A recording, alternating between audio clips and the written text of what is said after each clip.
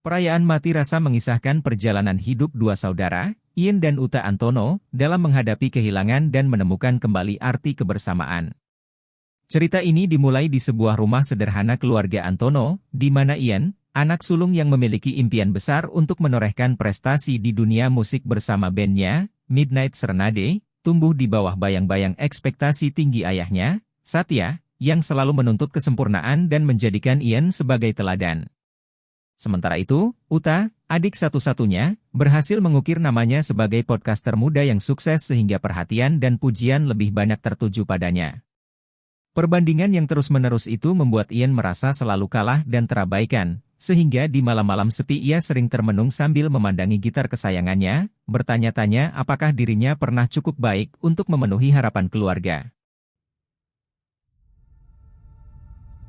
Di sini gue berada sekarang.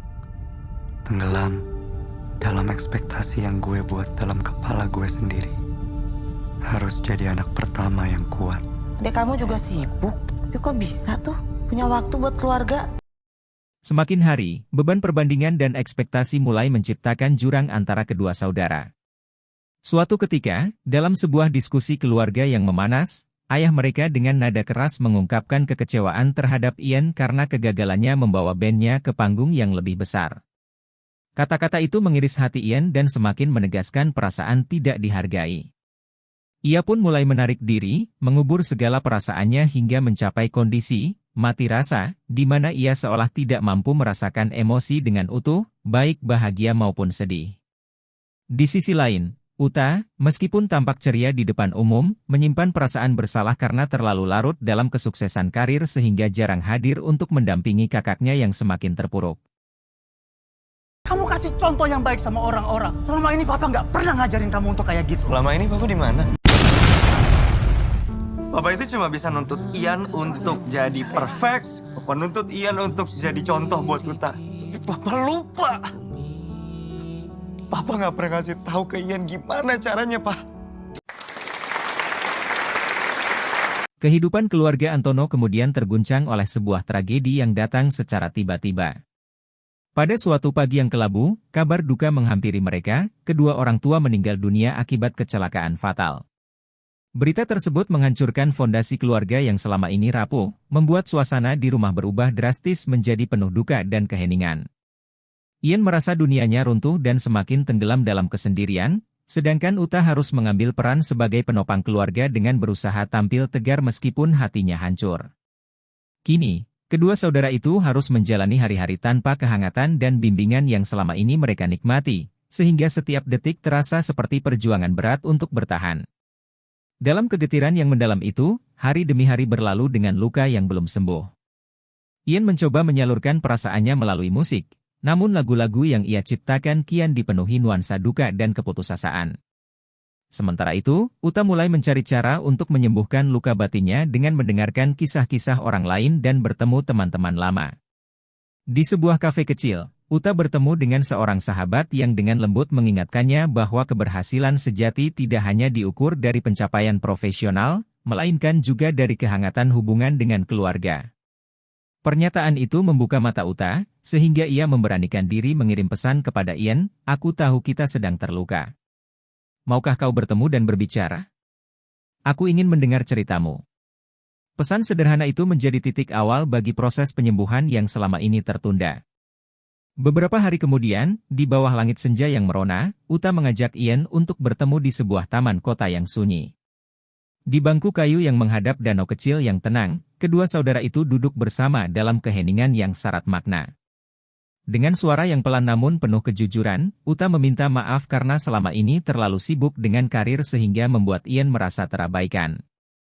Ian pun, dengan mata yang berkaca-kaca, mengungkapkan betapa ia selalu merasa tidak mampu memenuhi harapan keluarga dan betapa dalam luka hatinya akibat perbandingan yang terus-menerus.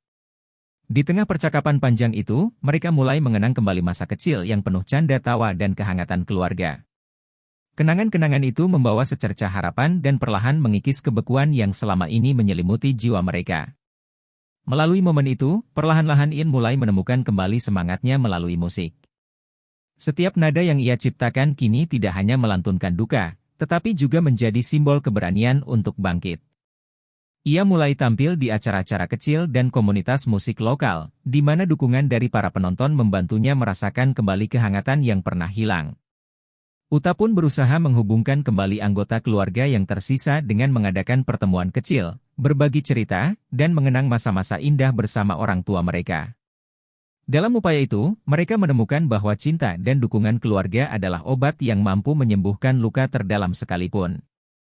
Suatu malam, Ian mengumumkan rencana untuk menggelar konser amal dengan tema Harapan dari Duka, sebagai penghormatan kepada orang tua mereka yang telah tiada. Konser itu dirancang bukan hanya sebagai bentuk pengobatan bagi dirinya, tetapi juga sebagai ajakan bagi semua orang untuk bersatu melalui musik.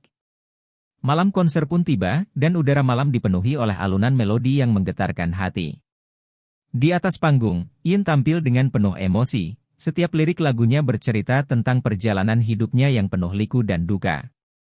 Di antara kerumunan penonton, terlihat mata-mata yang berkaca-kaca, ikut merasakan perubahan dalam diri seorang pemuda yang berhasil bangkit dari keterpurukan.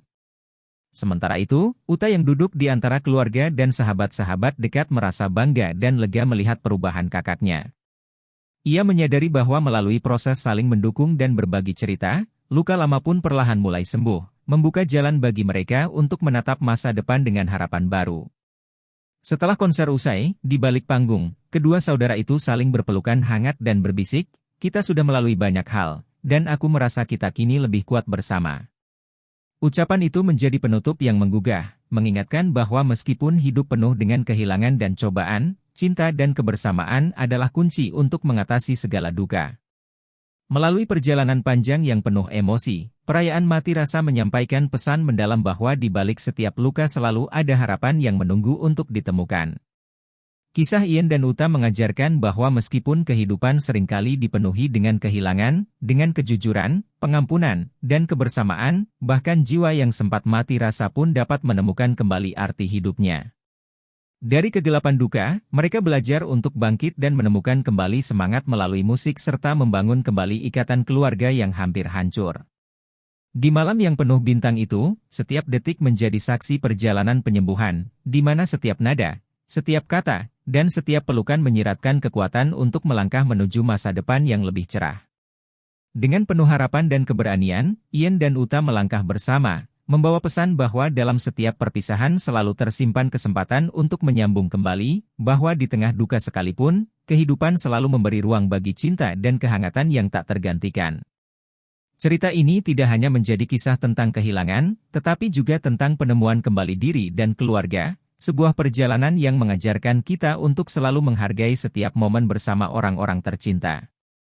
Semoga kisah ini mampu menyentuh hati para pendengar dan menginspirasi untuk terus mencari cahaya di balik kegelapan, mengingat bahwa dengan saling mendukung, setiap luka bisa sembuh dan hidup pun kembali bermakna.